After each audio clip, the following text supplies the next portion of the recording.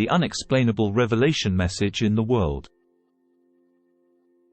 What's the role of the serpent of Eden? Why was there a serpent in the Garden of Eden, which God had made? What is the role of the serpent? It was one of the sons of God, Satan. See Job 1-6-7. One day the angels came to present themselves before the Lord, and Satan also came with them. The Lord said to Satan, "Where have you come from?" Satan answered the Lord, "From roaming through the earth and going back and forth in it." Revelation chapter 12 verse 9. The great dragon was hurled down, that ancient serpent called the devil, or Satan, who leads the whole world astray. He was hurled to the earth, and his angels with him. Before he was cast down to the earth, Satan was also in heaven. But he used to come to the earth and walk around and provoke God to attack and destroy the righteous and God-fearing people. See Job 2-1-3. On another day the angels came to present themselves before the Lord, and Satan also came with them to present himself before him. And the Lord said to Satan, "Where have you come from?"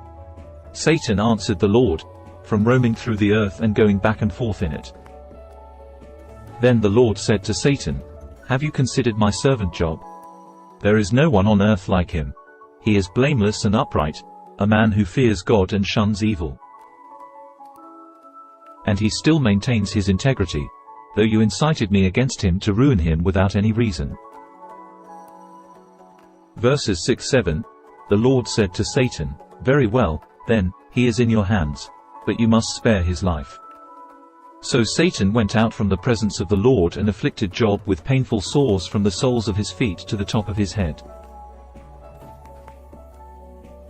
The purpose of this temptation is to bring the man back into the sink, to the earth and blood. Jesus was also tempted in this way. See Hebrews chapter 10 verse 32-39. Remember those earlier days after you had received the light, when you stood your ground in a great contest in the face of suffering. Sometimes you were publicly exposed to insult and persecution. At other times you stood side by side with those who were so treated. You sympathized with those in prison and joyfully accepted the confiscation of your property, because you knew that you yourselves had better and lasting possessions. So do not throw away your confidence. It will be richly rewarded. You need to persevere so that when you have done the will of God, you will receive what He has promised. For in just a very little while, He who is coming will come and will not delay. But my righteous one will live by faith. And if he shrinks back, I will not be pleased with him.